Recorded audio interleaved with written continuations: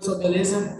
Aqui é o Fred, sejam bem-vindos a mais um vídeo da revisão com o Fred. E hoje a gente está trazendo aqui a revisão para a prova trimestral de Física. A gente está usando aqui a prova modelo e todos os exercícios que envolvem essa variação, tá bom? Então a gente vai estar discutindo mecânica, a questão do torque, hidrodinâmica e as questões envolvendo resistores e campos magnéticos, tá bom? Então aqui vamos começar pelos testes. Primeiro, teste número 1. Uma especialização médica muito conhecida que já apresenta uma alta demanda de profissionais é a cardiologia, já que as doenças do coração e do sistema circulatório são uma das principais causas de morte em todo o mundo. Entre as principais patologias conhecidas temos a arteriosclerose. A arteriosclerose é um processo no qual pode ocorrer a perda de elasticidade das paredes das artérias, assim como seu estreitamento. A figura abaixo mostra duas representações esquemáticas de um vaso com arteriosclerose. Então, nessa questão, o que envolve? Então, essa questão está mostrando justamente para você a área da seção transversal aqui na A1, né, do vaso antes do estreitamento e depois com a arteriosclerose, ou seja, o vaso bem estreito, que impede a passagem de sangue por conta do bloqueio de gorduras, certo? Então, nesse modelo, uma artéria tem sua área de seção transversal interna reduzida de 5 centímetros quadrados, que é A1, para A2, que é 2 centímetros quadrados. Considere o sangue como um fluido ideal, escoando em um regime estacionário durante o intervalo de tempo de observação, com as áreas A1 e A2 permanecendo fixas. Nesse intervalo de tempo, a velocidade do escoamento do sangue é. Então, nessa questão, a gente tem que se lembrar, na verdade, do princípio da continuidade dos fluidos, né? Então, vamos aqui resolver a questão número 1. Então, primeiro, ele te deu a área da seção transversal 1 e te deu a área da seção transversal 2. Portanto, a gente vai lembrar da fórmula, certo? Que é A1 vezes V1 igual a A2 vezes V2, certo? A1 é quanto, pessoal? A1 é 5 vezes V1 e A2 é quanto? A2 é 2 vezes V2, certo? Então, aqui vamos isolar V1. Então, V1, portanto, é 2 quintos de V2, certo? Então, esses 2 quintos aqui você consegue simplificar e voltando, né, invertendo a fração, a gente fica como? Com 2,5 de V2, tá? Essa seria a nossa alternativa de letra C. Para o teste número 2. Suponha uma bateria ideal que é capaz de manter uma diferença de potencial constante entre seus terminais, independentemente das resistências conectadas a ela. E considere 3 resistores idênticos, cada um com uma resistência R, que podem ser feitas as diferentes montagens na figura abaixo, usando 1, 2 ou 3 resistores. Aí tem as montagens de 1 a 5. Aí ele pergunta, uma das montagens será posta no lugar de interrogação e vai aquecer água no recipiente. Qual dessas montagens produzirá o aquecimento mais rápido da água? Então, primeiro a gente tem que lembrar uma coisinha sobre potência para a gente entender como isso trabalha. Então, potência, como a gente já tinha aprendeu em aula, né? Potência é igual a U ao quadrado sobre R. Então, se eu diminuo, né, o valor do meu resistor, vai acontecer o quê? Já que eles estão assim, vai ser inversamente proporcional. Então, se eu diminuo a resistência, ele vai o quê? Aumentar a potência. Então, o que significa? Quanto menor for a resistência, maior vai ser a potência e mais rápido vai aquecer essa água. Então, baseado nisso, vamos entender como é que a gente vai ter as configurações dos resistores, certo? Então, primeiro, o resistor 1 é um resistor que está alinhado em série. Portanto, a gente só precisa somar os resistores, certo? Então, para ser a resistência equivalente. Então, a resistência equivalente, nesse caso, 1, vai ser o quê? Vai ser 3R. A resistência no 2 vai ser simplesmente R. E a resistência no 3 vai ser o quê? Vai ser a resistência em série, ou seja, 2R, e depois em paralelo. Então, vamos escrever as resistências depois aqui, mais duas em paralelo. Então, vamos lá. Vamos escrever todas as resistências. Primeiro, a primeira resistência em série. Então, é R mais R mais R. 3R. A segunda resistência é só um R mesmo, então esse é o equivalente. A 3 é aquela resistência que a gente tem 2 resistores em série e um resistor em paralelo. Então, depois a gente faz a resistência em série, que vai ficar 2R, e depois tem uma resistência 2R em paralelo com uma resistência R. Então, nós fazemos a conta, certo? Uma sobre a resistência equivalente vai ser igual a 1 sobre 2R mais 1 sobre R. Fazendo essa continha, a gente acha que a resistência equivalente é igual a 2R sobre 3, tá? A resistência 4 são somente 2 resistores em paralelo, então, portanto, é o quê?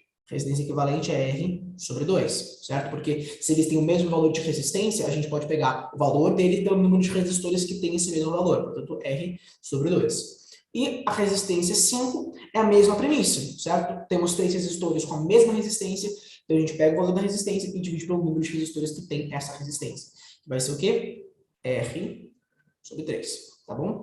Então, o que a gente pode concluir neste caso? A gente pode concluir que, que nem a gente já tinha visto, quanto menor for o valor da resistência, maior vai ser a potência e, portanto, a gente vai aquecer a nossa água mais rápido. Então, vai ser a alternativa que tiver a resistência de número, o resistor, na verdade, de número 5, certo? Porque R sobre 3 é o menor de todos aqui, tá bom? Agora para o teste 3. O teste 3. Cientistas da Universidade de New South Wales, na Austrália, demonstraram em 2012 que a lei de Ohm é válida mesmo para fios finíssimos, cuja área de seção reta compreende alguns poucos átomos.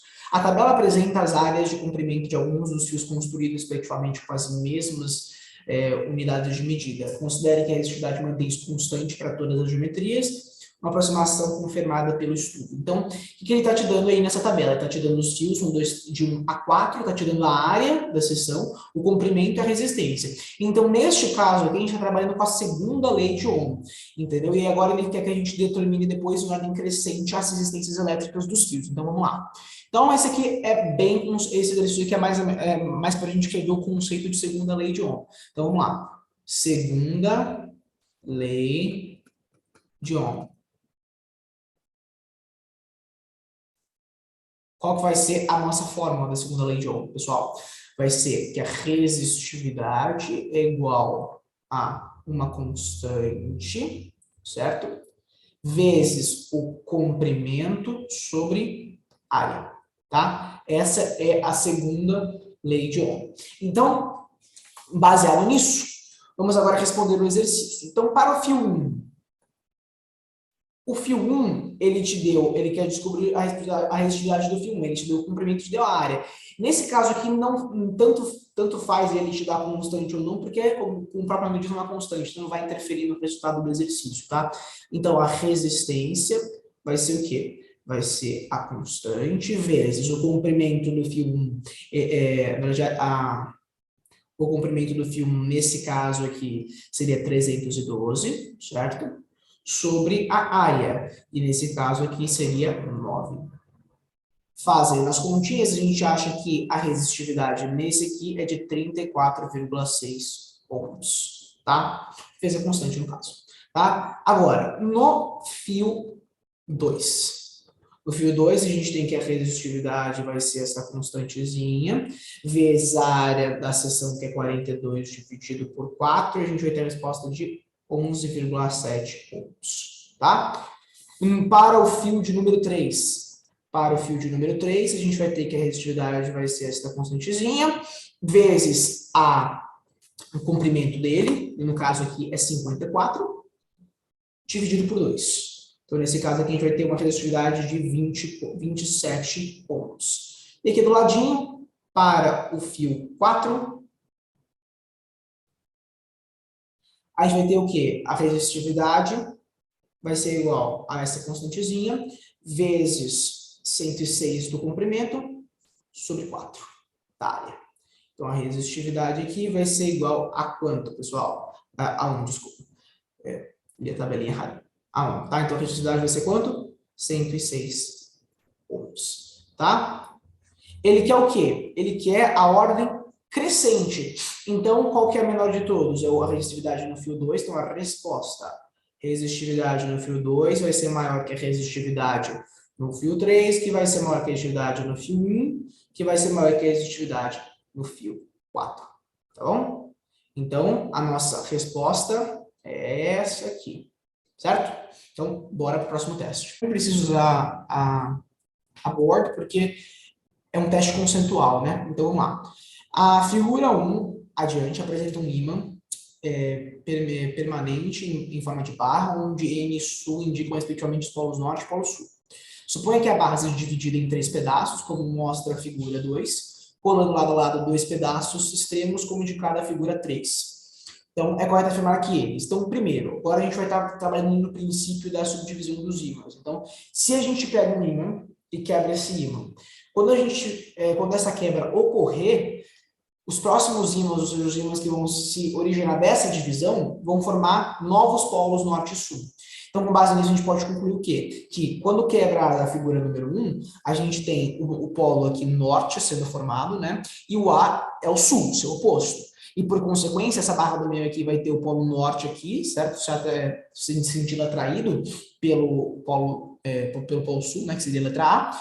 E aqui embaixo, né? Sul. E o B, norte, aqui sul. Então, quando a gente colocar as duas barras em paralelo, norte e sul, a letra A corresponde sul, a letra B corresponde norte.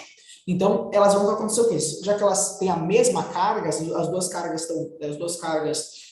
cargas idênticas estão sendo aproximadas, ela vai se repelir. Então, a letra correta seria letra D. Seria a letra E, que se repelirão, pois A é polo sul e B é polo norte, certo? Vamos para o teste 5.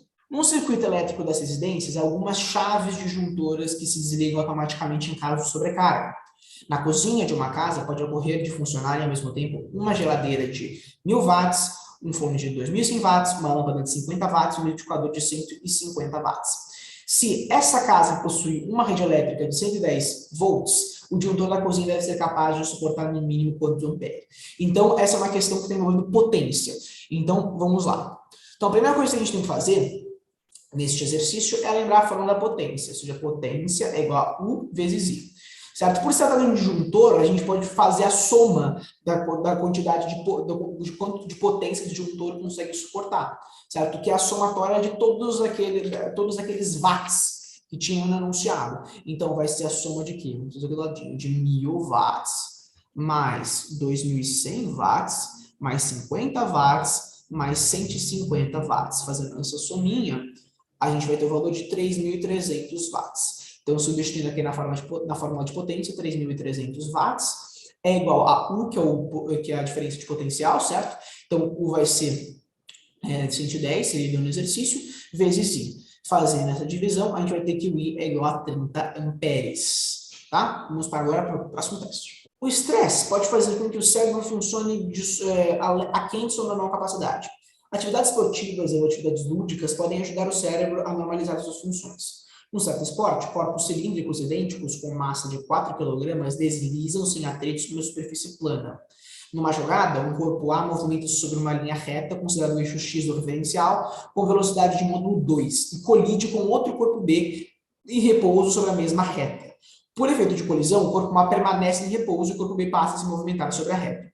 Então, ele quer saber a energia cinética em B em Joule. Então, neste caso aqui, a gente tem que entender o seguinte, a gente está tratando de colisão. Mas qual tipo de colisão a gente está tratando aqui?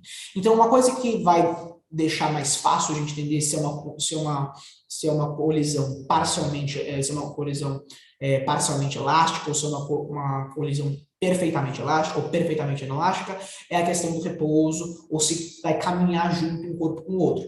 Neste caso aqui, ó, ele diz que A permanece em repouso, então a gente sabe que é um choque perfeitamente alguma coisa. Agora, e o corpo B passa a se movimentar sobre a reta, então o A, ele vem, o B está em repouso inicialmente, o A vem, bate nele e o B continua se movimentando, agora começa a se movimentar, e o A agora permanece em repouso. Então, por essas indicações, a gente consegue entender que é um choque perfeitamente elástico, tá? Então, agora, vamos para o exercício de quantidade de movimento e colisão. Então, vamos lá. Então, neste caso aqui, a gente sabe que a quantidade de movimento inicial tem que ser igual à quantidade de movimento final, certo? Isso é o teorema da quantidade de movimento. Então, a massa do corpo 1, né? O corpo A, massa de A vezes V0 tem que ser igual a massa de A vezes V A, né, VA final nesse caso aqui, né, mais a massa de B vezes a velocidade de B final, que é um dos componentes que ele pede na resposta.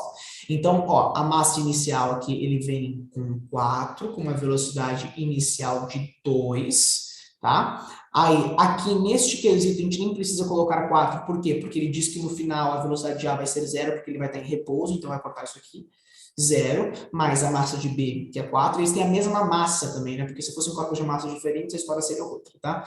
E velocidade de B final. tá? Então, a velocidade B final vai ser a mesma coisa que 8 dividido por 4, que vai ser 2 metros por segundo, tá? Contudo, não é isso que ele pede. Ele está pedindo a energia cinética. Energia cinética, por definição, é massa vezes velocidade ao quadrado sobre 2. A massa dele é quanto? É 4. 4 vezes 2 ao quadrado sobre 2. Tum, tum. Então, isso aqui vai ser a mesma coisa que o quê? Que 2 vezes 4. Então, a energia cinética é 8 joules. Beleza? Bora agora para o próximo teste. Importante para a prova. Uma resistência elétrica que dissipa a potência de 60 watts é mergulhada em 0,5 kg de certo óleo colocado no recipiente de isopor. Quando a resistência permanece ligada durante 150 segundos, a temperatura do óleo passa de 20 para 26 graus Celsius. Considerando-se que todo o calor gerado na resistência é transferido para o óleo, pode-se afirmar que o calor específico do óleo vale quanto? Então, aqui a gente tem que lembrar de algumas definições importantes, né, que a gente viu não só nesse trimestre, mas como também ao longo do nosso aprendizado de física. Então, vamos lá. Então, primeiro, a gente tem que lembrar uma outra definição da potência aquém dessa questão de corrente elétrica. Então, vamos lá. Potência é igual ao quê? É igual a energia sobre variação do tempo. Tá? Então, energia sobre tempo. Então, com base nisso, ele deu a potência no enunciado, 60 watts, é igual a energia dissipada sobre um período de 150 segundos. Então, a energia vai ser o quê? Vai ser 60 vezes 150. Então, a gente vai ter uma energia de o quê? De 9.000 joules, tá? E podemos deixar em joules porque a resposta nas alternativas, se vocês observarem aqui, do calor específico estão em joule, não estão em calorias. Então, a gente mantém em joule. Tá? Então, vamos lá, continuando. Essa energia que ele usou. Então, por base do que macete, a gente vai conseguir o quê? Vamos conseguir identificar o calor específico do óleo nessa situação, a qual a energia dissipada foi de 9.000 joules, certo? Efeito joule. Então, 9.000 é igual a massa, que é 0,5, vezes C, sobre a variação de temperatura, que nesse caso, ó, a variação de temperatura é o quê? Nós temos de 26, de 20 para 26, ou seja, a temperatura final é 26 e inicial é 20. Subtração entre as duas, a gente tem o quê? 6 de variação de temperatura. Então, vamos lá, vezes 6.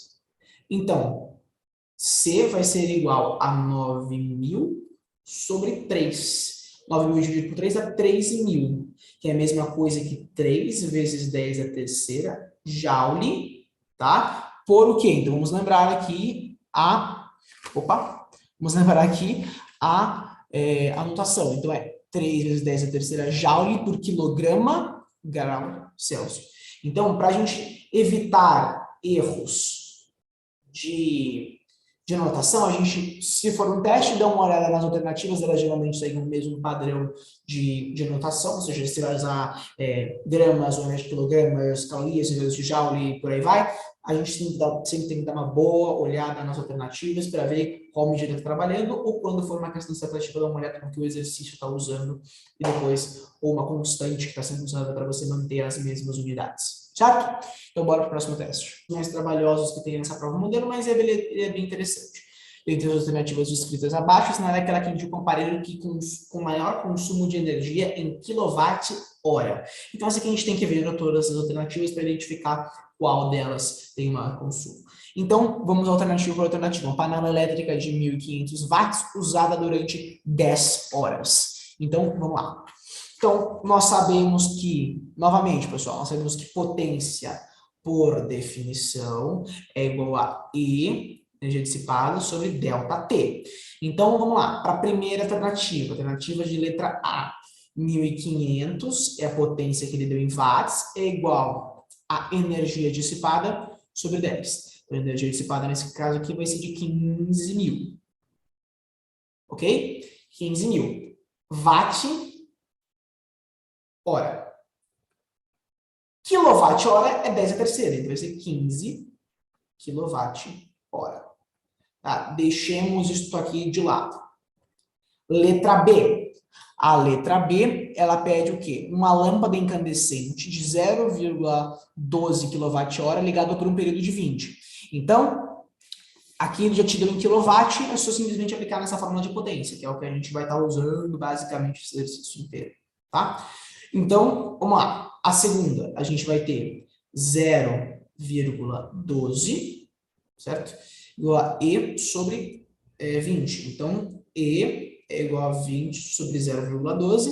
Então, a gente vai ter uma energia dissipada de 72,4 kWh, tá? Vamos para a letra C agora. A letra C, ele pede o seguinte, um forno elétrico ligado a 200 watts e com corrente nominal de 30 amperes utilizado durante 5 horas. Então aqui a gente trabalhou o quê? Com uma definição clássica da potência nos dois primeiros testes, e agora a gente vai trabalhar com uma outra definição de potência, agora usando corrente elétrica. Então, vamos lá. A potência por definição é igual ao quê? A U vezes I, né? Essa aqui é uma das primeiras definições de potência que a gente também aprende, né? Então, potência vai ser igual a U vezes I. Então, a potência vai ser igual a 200 vezes 30, que foi o que dá no exercício, que é igual a 6.000 watts. Tá? 6.000 watts, essa é a potência. Agora, a energia dissipada, que é o que ele pede. Então, ó, 6.000 é igual a E sobre quanto, pessoal? Sobre 5 horas, que é o que ele deu. Então, portanto, E é igual a 30.000 watt-hora, ou seja, 30 kWh, tá? Essa aqui é a letra C. Agora vamos aqui para a letra D. Na letra D, ele pede o quê? Um aquecedor de resistência elétrica nominal de 5 ohms, funcionando a 200 volts por um período de 10 horas. Então, aqui é outra definição de potência, que potência é igual ao quadrado sobre R.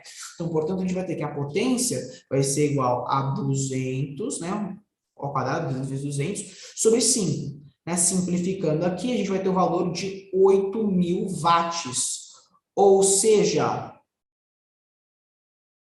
8 kWh. Tá? Mas isso é potência, tá? 8 kW só, desculpa, não é a hora ainda. Então, ó, potência é igual a E sobre ΔT. Então, 8 é igual a E sobre quanto, pessoal? Sobre 10. Então, E é igual a 80 kWh. Por enquanto, esse é o que está mais gastando, tá? E a letra E, ele pede um ferro de passar 200 watts ligado por 5 horas. Aqui é mais tranquilo, definição de potência, P. Então, P igual a energia sobre ΔT, então a gente vai ter 2.000 é igual a energia sobre 5. Então, multiplicando os dois, a gente vai ter uma potência de quê? De 10.000 watts-hora. Então, por quilowatt-hora vai ser 10 kWh. Então, a gente concluiu o quê? Qual que é a que tem a maior energia dissipada? É a letra D de dado. Bora para o próximo teste.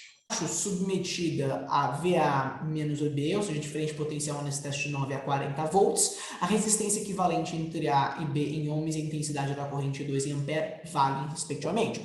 Então, vamos lá, um exercício clássico. Então, a gente tem o quê? Nós temos uma associação aqui, que é assim, né? Uma associação em paralelo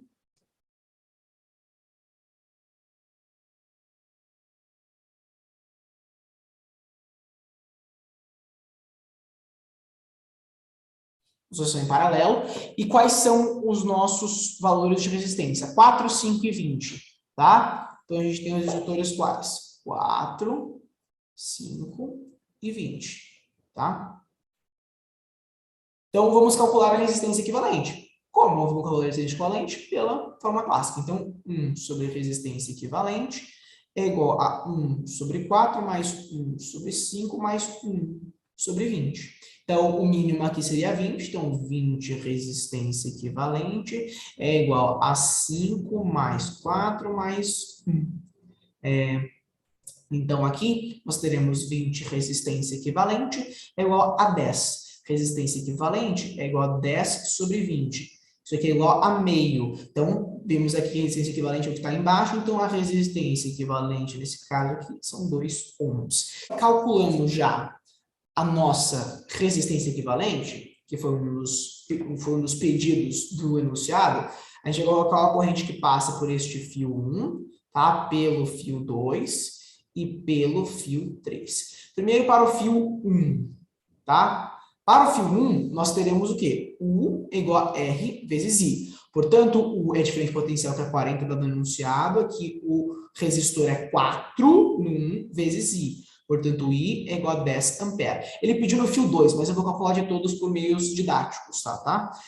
F2 é U é igual a R vezes I. Então, a gente vai ter o quê? 40 é igual a 5 vezes I. I é 8 ampere, que foi o que ele pediu no enunciado. Então, a resposta aqui desse teste seria a letra D, tá bom? E vou calcular aqui em cima o fio 3, só para a gente ter tudo certinho aqui, tá? Igual U é igual a R vezes I.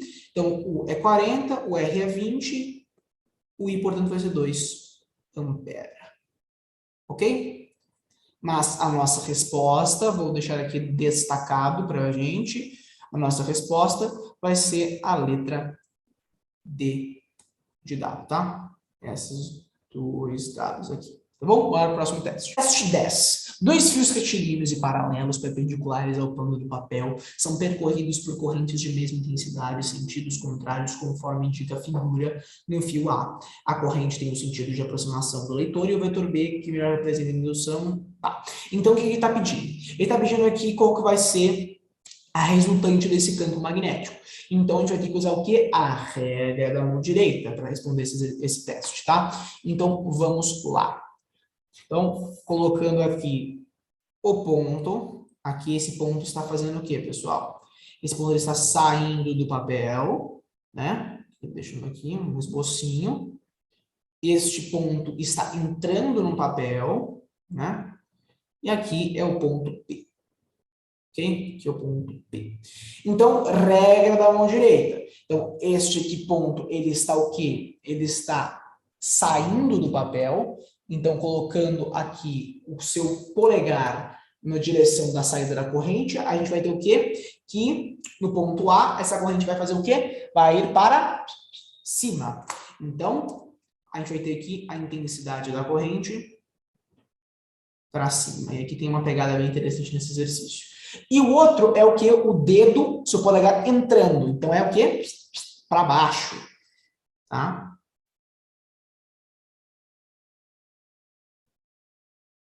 Percebam que eu coloquei o que, pessoal? Percebam aqui, neste momento, que eu coloquei o vetor, da corrente, o campo da corrente BB, o vetor da corrente BB, como sendo maior do que o DBA. Por quê? Isso é um dado importante, porque senão o teste provavelmente será a alternativa errada. Porque quanto menor for a distância do ponto P, maior vai ser a intensidade do campo elétrico. Tá? Ou seja, este ponto aqui que está entrando no plano, ele está mais próximo do ponto P do que aquela corrente que está saindo do plano. Ou seja, o campo magnético de B vai ser maior em vetor, vai ser maior, portanto, terá um maior vetor do que o campo da corrente A. Tá? Então, a nossa resposta, ou seja, a resposta, o campo resultante vai ser o quê? O campo resultante vai ser simplesmente isso aqui, porque prevalece quem tem o maior valor, no caso, o para baixo, tá bom? Então, a gente assinalaria a alternativa C. Bora para o 11º teste. O carro elétrico é uma alternativa aos veículos com motor a combustão interna. Qual é a autonomia de um carro elétrico que se desloca a 60 km por hora se a corrente elétrica empregada nessa quantidade de velocidade é igual a 50 ampere e a carga máxima armazenada nas suas baterias é Qzinho igual a 75 ampere-hora. Então, nós temos que lembrar uma das definições também de corrente. A corrente é igual a Q, que é carga sobre ΔT. Então, teremos que a carga vai ser igual a I vezes ΔT. Então, teremos que 75 é igual a 50 vezes ΔT. Portanto, ΔT é igual a 3 meios, que é igual a 1,5. Ora, ele te deu a velocidade, portanto, velocidade é igual a ΔS sobre ΔT. Então, 60 sobre ΔS, que é o que ele quer saber, o espaço, sobre ΔT, que é 1,5. Portanto, o espaço será de 90 quilômetros percorrido. Tá bom?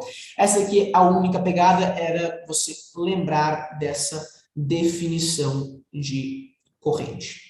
Tá bom? Bora para o 12º teste. O 12º teste, que é um teste agora de torque.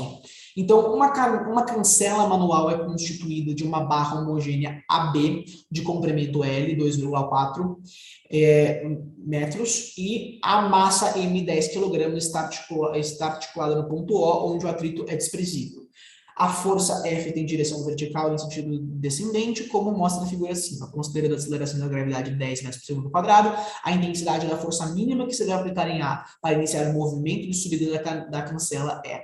Então, nós temos que lembrar alguns conceitos aqui de torque. Então, primeiro, a gente sabe que o quê?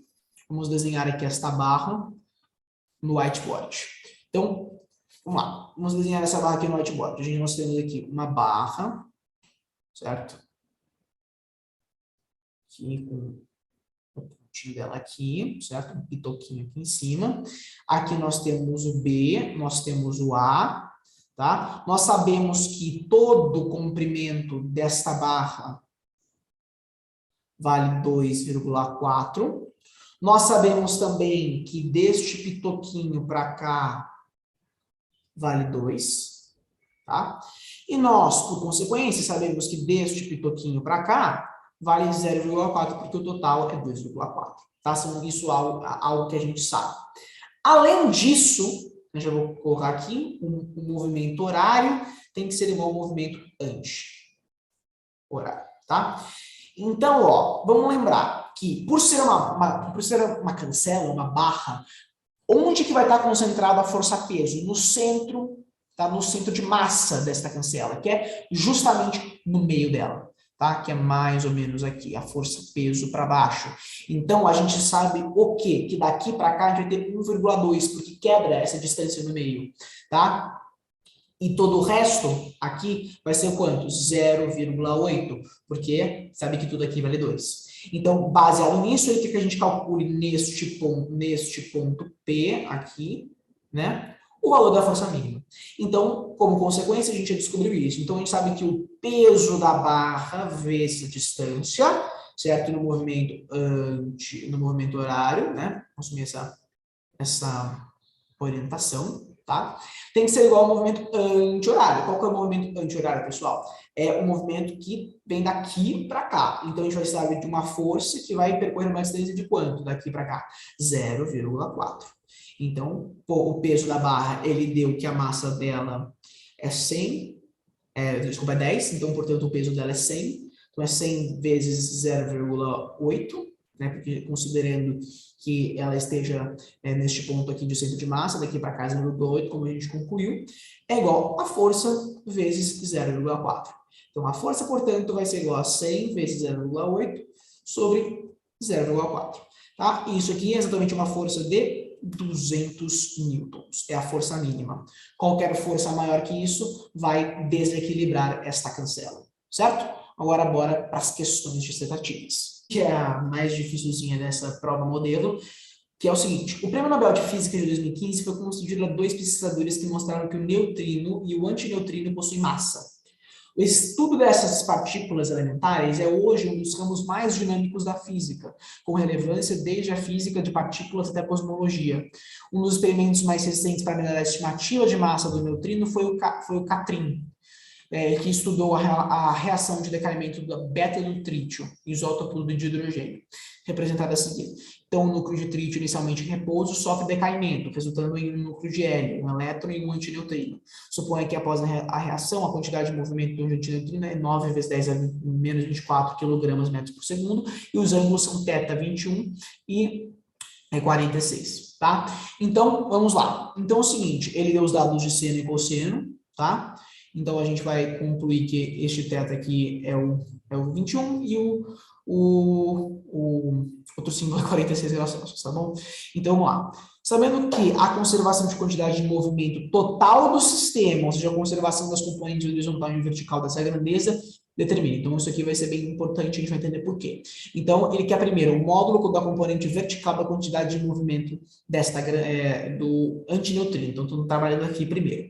Então, vamos lá. Vamos para o nosso whiteboard. Então, primeiro a gente vai ter o quê? A gente vai ter 3 bolotinhas aqui do hélio, tá? Que está com sentido, que está com um sentido para a esquerda, tá? Um vetor para a esquerda. E a gente vai ter agora algo assim, certo? E a partir daqui, nós temos o nosso elétron, e daqui nós temos o antineutrino, tá? Vou colocar o elétron aqui e o antineutrino aqui, tá? E esse aqui tem uma flechona apontada para cá, e este aqui uma flechona apontada para cá, tá? Então, o que ele quer? Ele é aquele que é a componente vertical. Então, nós vamos fazer decompor este vetor. Então, vamos lá. Decomposição desse vetor aqui, feita de forma com pouca precisão, tá? Sim.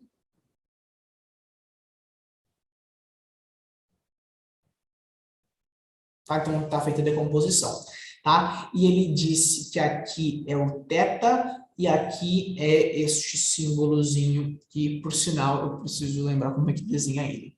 Então, vamos aqui. Então, o símbolozinho que é assim, certo? Então, vamos lá.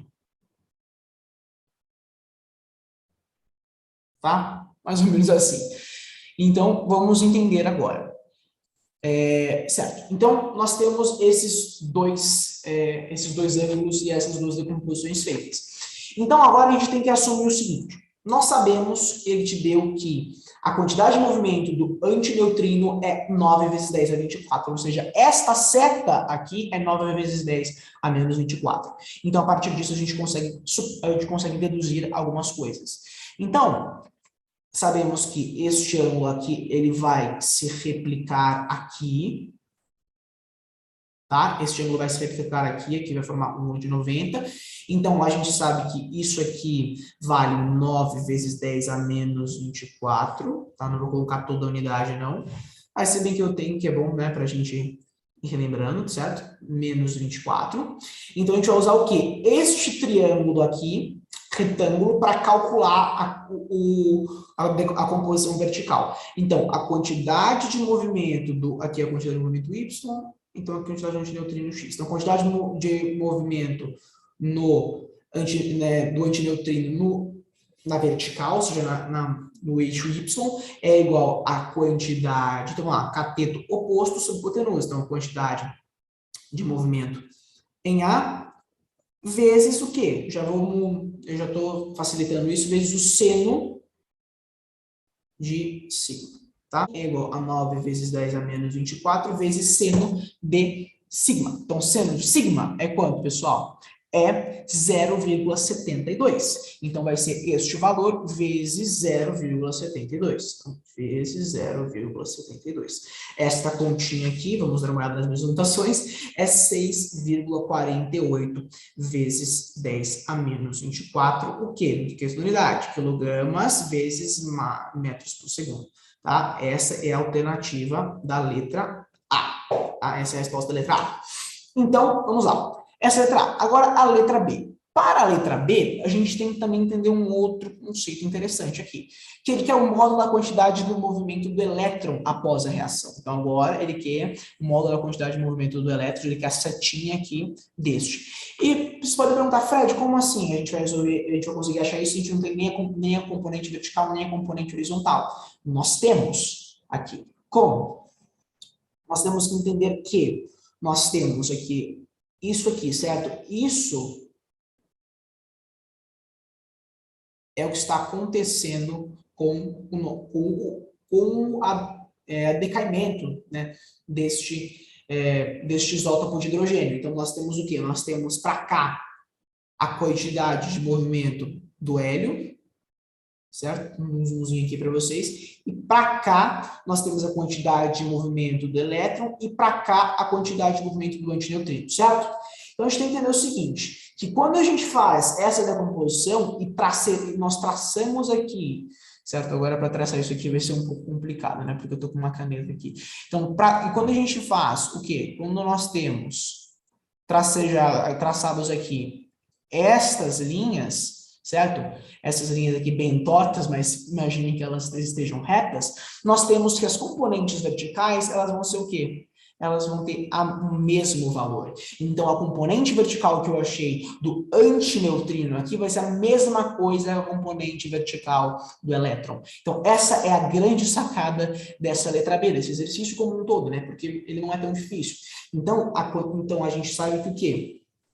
Que a quantidade de movimento do antineutrino no eixo Y vai ser igual à quantidade de movimento do elétron no eixo Y, certo? Então, a partir disso, a gente consegue calcular que a quantidade de movimento no eixo Y vai ser igual ao quê? Vai ser igual à quantidade de movimento do elétron, que é o que ele está te pedindo no exercício, certo? Vezes o quê? Seno de θ, tá? Então, a quantidade de movimento no EY eu sei, porque eu acabei de concluir que é igual a do antineutrino no eixo Y. Então, 6,48 vezes 10 a menos 24 é igual ao quê? É igual a QE vezes seno de θ. Seno de θ, ele deu aqui no note a dot, que é quanto? Que é 0,36. Então, vezes 0,36. Então, fazendo essa divisão de 6,48 vezes 10 a menos 24 por 0,36, a gente vai ter que a quantidade de movimento no elétron é quanto? É 18 vezes 10 a menos 24 quilogramas metros por segundo. Essa é a resposta da letra B, tá? E agora, para a letra C, eu vou puxar um pouquinho aqui para baixo para a gente poder escrever. Para a letra C, ele pede o seguinte, vamos ler o que está sendo pedido. O módulo da velocidade do núcleo de hélio após a reação, sabendo que a massa do hélio é 5 vezes 10 a menos 27. Então, aqui é a quantidade de movimento. A quantidade de movimento inicial é igual à quantidade de movimento final. No início, nós temos o quê? Eles estão em repouso. Então, a quantidade inicial aqui, nesse caso, vai ser quanto? 0, pessoal. E quanto vai ser a quantidade de movimento final? Vai ser o quê? Então, já que estamos, vamos pegar aqui um sentido para orientar, né? Porque senão a gente tem que ver aqui quanto é que vai ser. Então, vamos pegar aqui daqui para cá, ó, daqui para cá vai assumir um valor o quê? Vai assumir um valor positivo, certo? Então, já que estamos pegando do hélio, daqui para cá, né? No final, então vai ser negativo. Então, vamos lá. Vai ser negativo. Então, vamos lá. Vamos arrastar aqui. Então, nós temos que 0, certo? Que é o início está no repouso, vai ser igual a menos a quantidade de movimento do hélio, tá? Mais a quantidade de movimento no elétron e mais a quantidade de movimento na X. Por quê? Porque a gente está analisando agora a questão, o quê? Horizontal. Então, a X. Então, a questão X aqui. Tá? Porque para cá, a gente viu que o hélio não vai ter um movimento horizontal, tá? Horizontal não, vertical, perdão, ele não vai ter um movimento vertical, como a gente pode bem observar aqui, ele só tem um movimento horizontal, enquanto os outros eles têm o horizontal, mas não é o que está sendo analisado aqui nessa questão, e sim o movimento horizontal, tá? Não está sendo analisado o vertical. Então, a gente vai ter isso. Então, vamos lá, substituindo. Vamos isolar um pouco o hélio para cá. Então, ele deu que a massa é 5 vezes 10 a menos 27, vezes a velocidade do hélio, tá? É igual a 18 vezes 10 a menos 24, que é quanto que vale a quantidade de movimento do elétron, tá? Vezes o quê? O cosseno de θ, tá? Porque nós estamos trabalhando agora com a componente vertical, certo? Mais o quê? Mais 9 vezes 10 a menos 24 vezes o cosseno de, sei lá, tá? Então, nós teremos que a velocidade do hélio vai ser 18 vezes 10 a menos 24 vezes cosseno de θ, que é 0,93, mais 9 vezes 10 a menos 24, vezes cosseno de cima, que é 0,69, sobre 5 vezes 10 a menos 27. Então, sabemos que a velocidade do hélio nesta questão, fazendo toda essa conta, eu já fiz para vocês aqui, vai dar 4,59 vezes 10 a terceira metros por segundo. Certo? Essa é a letra C. Bem intrigante esse exercício aqui, ó, todas as contas que a gente fez, mas perceba que não foi, foi mais um trabalho braçal do que qualquer outra coisa, porque quando você entende a decomposição dos vetores, você consegue matar esse exercício com muita facilidade, tá bom? Bora para o próximo. Construiu-se um circuito para testes em eletrônica com os aparelhos de leitura XY, que serão usados para determinar a resistência elétrica R de cada resistor associado de acordo com a figura seguinte. Então, a primeira pergunta é, para que o circuito funcione normalmente, identifique quem é o medidor X e quem é o medidor Y. Então, bem tranquilo. O medidor X aqui, perceba que ele está ligado a uma bateria, então ele está medindo o quê? A diferença de potencial. Então, portanto, o medidor X é um voltímetro. E agora, o medidor Y. O medidor Y está ligado uma parte na bateria, outra parte aonde? Em resistores associados em paralelo. Então, nós temos o quê? Um amperímetro, nesse caso, medindo a corrente, que é o Y, tá? Então, a letra A respondida. A B, os diagramas a seguir, qual que é aquele que representa melhor essa situação aqui acima?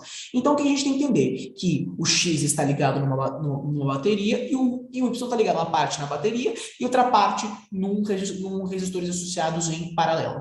Então, a primeira, perceba aqui, o X, ele está ligado, o voltímetro, ele está ligado na bateria? Não está. Então, elimina. Aqui, ele está ligado o quê? Uma parte no voltímetro e outra parte na bateria, no amperímetro, outra parte na bateria? Sim. É isso que está dizendo aqui? Não. Então, cai fora B. C, aqui C está ligado na bateria, tá? Mas, pessoal, está ligado na bateria, mas está ligado a toda essa outra parte aqui. Não é o que está sendo representado aqui.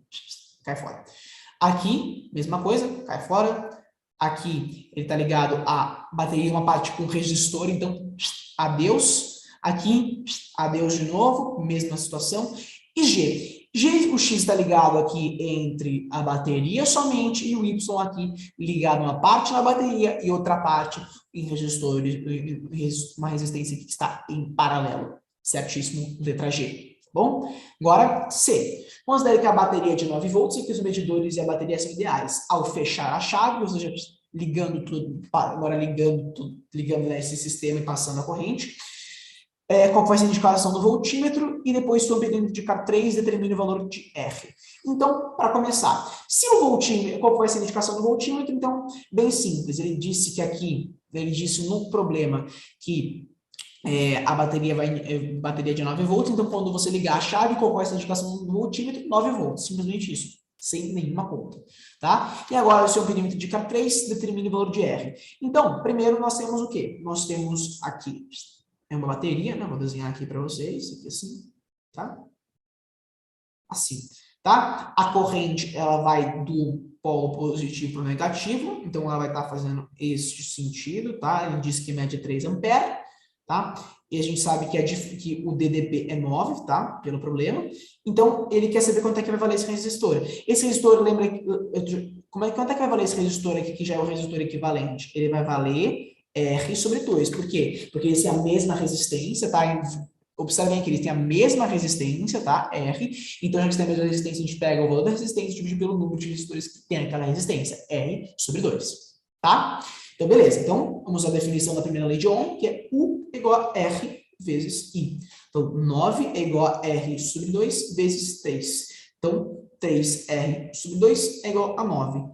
3R é igual a 18, R é igual a 6 ohms. Tá bom? Esse 2 aqui bem tranquilinho, hein? Vamos para o 3. Vamos para o exercício 3. Considere o perímetro ideal. Então, a gente tem essa situação. A figura acima apresenta as lâmpadas L1, L2, L3 e um chuveiro elétrico. As lâmpadas têm potenciais de 120 watts, 60 watts e 60 watts. Tá? E o perímetro indica 32. Então, agora a gente pede o quê? A letra A. A intensidade da corrente que estabelece na lâmpada de 60 watts. Então, para começar, vamos anotar algumas coisas aqui. Ele disse que o quê? Ele disse que o amperímetro mede 32. Então, a gente tem 32 amperes de corrente aqui passando para cá, tá? Então, a gente vai ter o quê? A distribuição daqui. Então, a gente vai ter essa distribuição, tá? Primeira coisa. Então, vamos aqui responder aqui, vou responder aqui mesmo, tá? Então, a gente tem primeiro essa coisa aqui que tem que ser escrita, que é 32 amperes de corrente. Agora, vamos responder outra coisinha. Então, agora, ele te pediu a potência. Então, potência é igual a U vezes I. Na verdade, pediu a corrente, né? Na lâmpada de 60 watts. Então, 60 watts é igual a dp, que é 120 que ele deu no exercício, vezes I. Portanto, I é 0,5 ampere. Já tem 0,5 nessa questão, tá? Agora, a B. A B, ele te pede o quê? Ele te pede a potência elétrica do chuveiro. Então, para isso, a gente tem que entender qual corrente percorre no chuveiro nesse exato momento. Então, vamos aqui escrever. Tá? Vamos fazer um annotate aqui. Vamos escrever. Seguinte. Nós temos o quê? Nós temos que aqui, como eu tinha escrito, passa 32 amperes de corrente, certo? Para cá. Tá? Este 32 amperes de corrente, aí, ele vai passar para cá, certo? Quando passar para cá, quanto que vai ter aqui de corrente para esse lado? Potência, certo? A gente vai ter que 120 é igual a 120 vezes I. Portanto, I é igual a 1 ampere. Então, vai descer 1 ampere para cá. E quanto é que vai ficar aqui? 31 amperes de corrente para cá. Agora, nesta descida aqui, quanto é que vai ficar? É o que ele quer saber, certo? Então, já vamos atender isso por enquanto. Então, a gente sabe que aqui, ó, se a gente tem 60 watts aqui passando 120, aqui vai ser 0,5 de descida e 0,5 de descida, tá? De ampere, tá? Então, quantos amperes foram aqui para cá, para baixo? 1 ampere. Então, aqui para baixo, então a gente vai estar passando para cá quanto? Vai estar passando para cá 1 ampere, certo? Para ficar 0,5 e 0,5. E aqui vai descer quanto? 30 ampere. Então, baseado nisso, a potência do chuveiro, né, vai ser U vezes I. Então, a potência do chuveiro vai ser 120 vezes quanto, pessoal? Vezes 30 ampere. Então, a potência do chuveiro vai ser igual a 3.600 watts, certo? E agora, o que ele pede? Agora, já matamos isso, ele pede a vazão da água no chuveiro quando a água aquece de 26 a 36 graus Celsius em litros por minuto. Então, vamos lá. Questão de vazão. Isso aqui é interessante. Vamos lá, questão de vazão. A vazão, por definição, é o quê, pessoal? Vazão, por definição... Eita! Vazão, por definição, é esse símbolo aqui, volume sobre ΔT. Vazão por definição é isso, tá? E potência por definição é isso aqui, certo? Então, 3.600 é igual que a potência do chuveiro, a energia dissipada, sobre quanto? Sobre ΔT. Nesse caso, ΔT é 60 segundos, tá? Então, E é igual a 3.600 vezes 60, que dá 16.000 joules de energia dissipada, certo? Pelo que macete, nós sabemos qual é a massa que vai ser, afetada por essa energia. Então, vamos lá. Massa vezes o calor específico que foi dado, 4 vezes 10 é a terceira, vezes o que? A variação de temperatura, que nesse caso seria 10. Tá? E por que eu estou mantendo esta unidade? Porque é em que? Perceba o calor específico é em joule por quilograma. Se ele pedisse por grama, se ele pedisse por caloria, a gente teria que fazer transformações. Nesse caso, não é necessário. Tá? Então, beleza. Então, a nossa massa vai ser este valor aqui, dividido por 4 vezes 10 a 4. Tá? Então, portanto, a nossa massa vai valer quanto? 54 vezes 10 a menos 1, ou 5,4 kg, tá? Essa é a nossa massa. Mas não é isso que ele pediu. Ele pediu para calcular o quê? A vazão, certo? Então, nós sabemos que pela fórmula da densidade, que é massa sobre volume de água, ele deu a densidade da água para a gente, certo? Ele deu que a densidade é 1 kg a litro. Então, 1 é igual a 5,4 sobre V. Portanto, V, o volume, é 5,4 litros. E agora, nesta fórmula da vazão aqui, vou fazer em vermelho, pois será a nossa resposta, tá? Vai ser quanto? A vazão vai ser igual ao volume, que é 5,4, sobre agora o tempo que ele pediu em litros por minuto a vazão. Então, seria sobre 1, que é 60 segundos. Então, nossa resposta é 5,4 litros por minuto. Essa é a resposta do exercício, da letra C, tá bom? Agora vamos para o último exercício da prova, que é o 4. 4. Dois fios paralelos muito longos encontram-se no vácuo sendo percorridos por 2 A e 6 A. Ele quer que determine algumas coisas. Primeiro, as características do vetor de indução B1 e B2 devido às correntes I1 e I2. Vamos lá. Para começar, vamos primeiro achar os valores aqui. Então, vamos lá. Aqui no Annotate, então vamos embora. Então, primeiro, o campo é influenciado pelo fio 1, tá? Então, o campo influenciado pelo fio 1 vai ser o quê? Rho, certo? Rho não, perdão, Mi, vezes a corrente sobre 2π vezes a distância. Então, B1 vai ser igual a 4 vezes 10 a menos 7, vezes a corrente, que é 2 ampere, tá?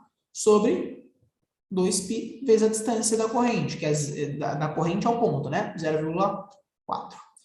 Então, fazendo essa continha, a gente encontra que o valor desse campo é 10 a menos 6 Tesla, tá? Essa é uma parte da letra A, tá?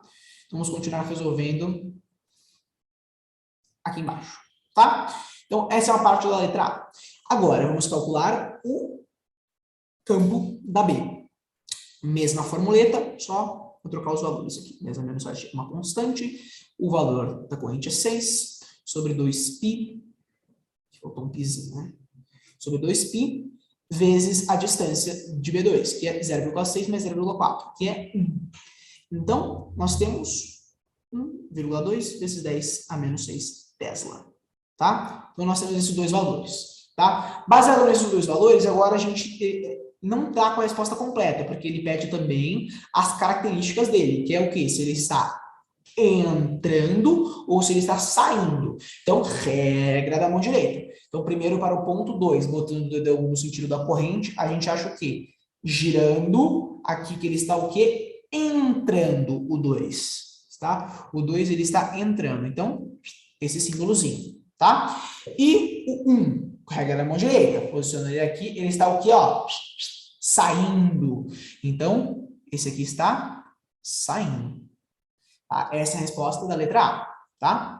Então, agora, vamos para a letra B de bola. Letra B de bola, ele pede as características do vetor do campo resultante no ponto P. Então, a gente sabe que o ponto P, ele está... Então, vamos lá. Vamos passar para o whiteboard. Aqui nós sabemos que o ponto o B1, ele está... O fio, ele está o quê? Ele está saindo... E o B2, o fio, está fazendo o quê? Ele está entrando no plano. Então, baseado nisso, nós sabemos o quê? Isso aqui é a resposta da letra B. Então, a letra B, nós sabemos o quê? Que o campo resultante, já que ele um está entrando e outro saindo, vai ser o quê? Vai ser um menos o outro. Mas qual? Aquele que tiver o maior valor. A gente calculou que o B2, ele vale quanto? Ele vale 1,2 vezes 10 a menos 6 Tesla. E esse aqui vale 10 a menos 6 Tesla. Portanto, o B2 tem o maior valor, ele que vai vir na frente na nossa subtração. Então, a gente vai ter B2 menos B1, certo? São opostos aqui. Então, subtração de vetores. 10 a menos 6 menos 10 a menos 6. Essa subtração vai dar 2 vezes 10 a menos 7 Tesla, tá? Essa é a nossa respostinha, tá? E este campo, ele vai ser o quê? Ele vai estar entrando ou vai estar saindo? Ele vai estar entrando, porque prevalece aquele de mais valor, no caso, este aqui, tá? Agora, a letra C. Para a letra C, vamos apagar aqui, né? Dar um clean. Então, para a letra C, nós teremos o quê? Qual que é o enunciado que está sendo pedido na letra C?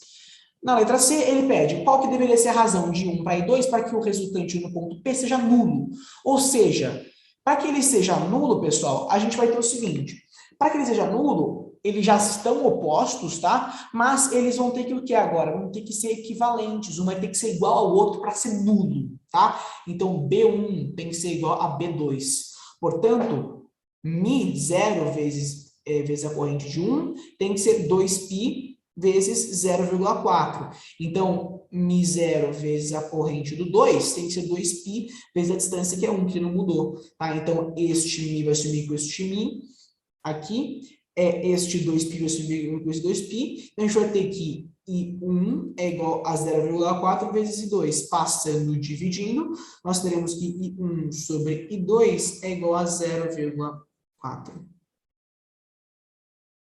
Olha só que belezura, tá? Então, neste último exercício aqui, na letra C, nós percebemos o quê? Que para a gente ter campos nulos ali, a gente tem que equiparar a influência dos campos de A e de B. Então, a gente tem que igualar BA com BB, para a gente conseguir ver qual que deve ser a razão das correntes, para que no ponto P, o campo B resultante seja nulo, tá bom?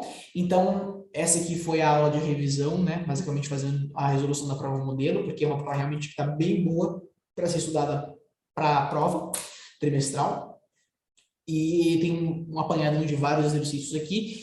Além da prova aqui desse vídeo que eu acabei de gravar, eu recomendo que vocês também façam os exercícios recomendados pelos professores na orientação de estudos, que também são bem importantes para a resolução plena dessa prova. Espero que vocês tenham gostado, espero que eu tenha conseguido ajudar. Qualquer dúvida que vocês tenham, podem escrever aqui nos comentários. Deem like, compartilhem, se inscrevam no canal e até a próxima.